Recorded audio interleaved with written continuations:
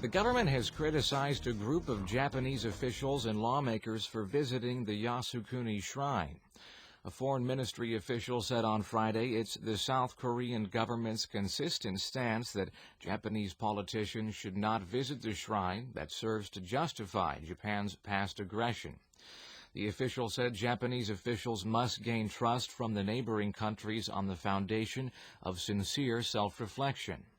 Earlier Friday, over 150 members of a bipartisan group of lawmakers, including Internal Affairs and Communications Minister Yoshitaka Shindo, visited the Yasukuni Shrine on the occasion of the shrine's annual fall festival. The shrine honors Japan's war dead, including Class A war criminals.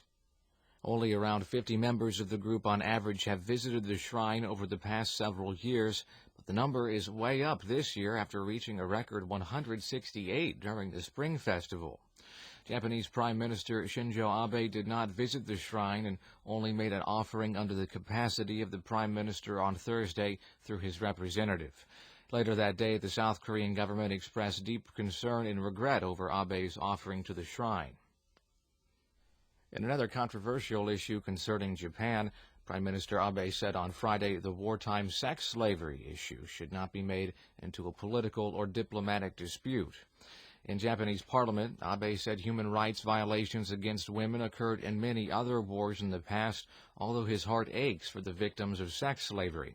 On his plans to resolve Tokyo's conflicts with South Korea and China over different perceptions of wartime history, Abe said his administration agrees with previous Japanese cabinets in that Japan inflicted pain and damage on Asian countries. But Abe also said it's important for neighboring countries to understand his government's position on this issue. President Park Geun-hye has proposed a Eurasia initiative. The initiative is for Eurasia to overcome separation, isolation, tension, and conflicts and move toward communication, open-door policies, and co-prosperity. She also suggested creating a huge regional market through economic treaties. But in order for this to happen, she said, peace must be first established on the Korean Peninsula and in Northeast Asia. Our Seohyun reports. President Park Geun-hye proposed an initiative to develop Eurasia into a single continent of creativity and peace for the prosperity of the region. At the opening ceremony of the 2013 International Conference on Global Cooperation in the Era of Eurasia on Friday, she called for strengthening the region's logistics and energy network. To meet this aim, she proposed binding Eurasian countries closely together by linking roads and railways to realize what she called the Silk Road Express. The network would run from South Korea to Europe through North Korea, Russia, and China. Park also envisioned a Eurasia economic bloc. She said a huge single market could be created by linking regional trade accords, such as the South Korea-China-Japan Trilateral Free Trade Agreement, the Regional Comprehensive Economic Partnership, and the Trans-Pacific Partnership. She also proposed Russia, China, and South Korea combine their respective economic innovations to develop all of Eurasia into a global growth engine. But Park said the key to maximizing Eurasia's potential is peace on the Korean Peninsula and in Northeast Asia. She asked for support from countries in Eurasia for her government's Korean Peninsula trust-building process and the Northeast Asia Peace and Cooperation Initiative.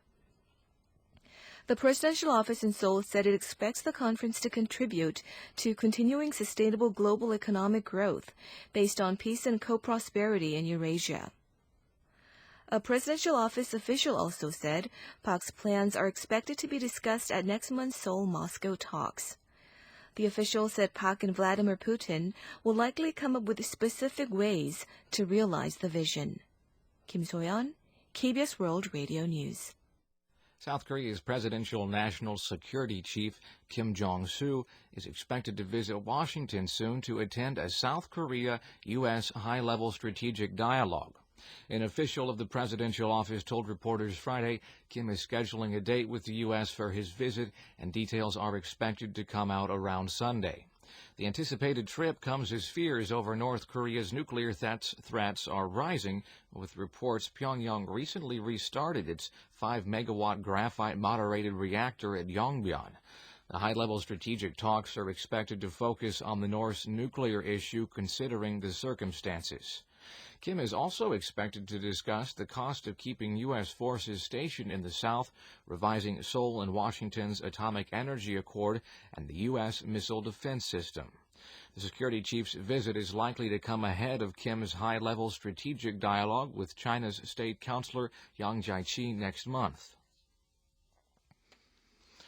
Prime Minister Chung Hong-won will leave for a trip to Denmark and Finland on Saturday. Chung will attend the opening ceremony of the third Global Green Growth Forum in Copenhagen on Monday and a meeting on promoting the South Korea-Denmark alliance in green growth on Tuesday. Chung will focus on introducing achievements made in green growth projects pursued by South Korea's government, companies, and citizens. Chung will also hold talks with Denmark's Prime Minister Helle Thorning-Schmidt and discuss cooperation in green growth, trade, investment, and health and welfare. Chung is also set to meet with Queen Margaret II and parliamentary leader Mogens Lykketoft. Chung will arrive in Finland on Wednesday, where he will meet with the Finnish president and prime minister. The prime minister, that's Chung, will return home next Saturday.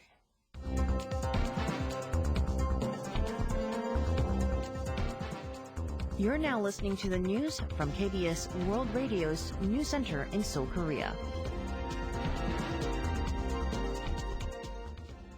The Export-Import Bank of Korea says it made a deal to loan the Philippines around $80.5 million from the Economic Development and Cooperation Fund for projects in Pampanga Province. The bank's CEO, Kim Young-hwan, and the Philippines Finance Secretary signed the agreement following a South Korea-Philippines summit held on Thursday at the presidential office in Seoul. The South Korean government has been operating the fund since 1987 to assist developing countries' industrial development and economic stability, as well as expand bilateral economic exchanges. Located in the central Luzon region, the Pampanga province suffers from serious floods every year due to sedimentation of volcanic materials, which resulted from a volcanic eruption in 1991. The Philippines requested South Korea for a loan last year to build flood control facilities and to improve education environment. Kim said with the loan, South Korea will be able to further solidify its economic ties with the Philippines, which South Korea considers a traditional ally. He added the latest move will help South Korean firms transfer advanced technology to the Philippines and advance into projects on water resources and engineering in Southeast Asia. The government and the ruling Seohyun Party will hold a provider of substandard cables legally and financially responsible for the disrupted construction of Shin-Gori reactors 3 and 4. In an emergency meeting Friday, the two sides agreed those responsible at JS Cable for providing faulty cables should receive the maximum possible punishment for their criminal act. Seohyun Party Chief Policymaker Kim Gi-hyun demanded compensation from the suppliers for the cost to replace the parts and the construction delay. Minister of Trade, Industry, and Energy Yoon Song-jik said if new cables are delivered by a U.S. firm as planned, Shin-Gori Reactor 3 can be completed by the end of next year. Yoon said if the U.S.-made cables are approved after the final stage of performance testing, delivery will begin from later this year. Prosecutors arrested but later released 3 National Intelligence Service agents on Thursday for allegedly intervening in last year's presidential election. The prosecution is investigating allegations the agents tweeted and retweeted comments related to politics and the election. They were released later Thursday night after the intelligence service objected to the arrest, saying it was not properly notified beforehand. Prosecutors also raided the agents' homes on Thursday and seized personal computers, among other materials. The agents are known to have worked with social network services on the spy agency's psychological warfare team. Prosecutors secured search and seizure warrants and are known to have confirmed the owners of 10 Twitter accounts that were at the center of posting such comments. The prosecution charged former NIS chief Won Se-hoon for violating the nation's election law in June, but did not press charges related to Twitter posts.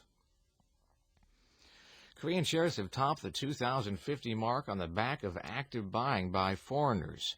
The benchmark Korea Composite Stock Price Index on Friday rose 11.79 or 0.58% to close at 2,052.4. It's the first time the index topped 2,050 since it reached 2,066.26 in August 2011. Foreigners net bought nearly 308 billion won worth of Korean shares, setting yet another record for the longest net buying streak of 36 sessions. The tech-heavy Kosdaq also rose 4.17 points, or 0.8%, to close at 525.69. On the Seoul Foreign Exchange Market, the local currency gained 2.89 won against the U.S. dollar, closing at 1,060.8 won.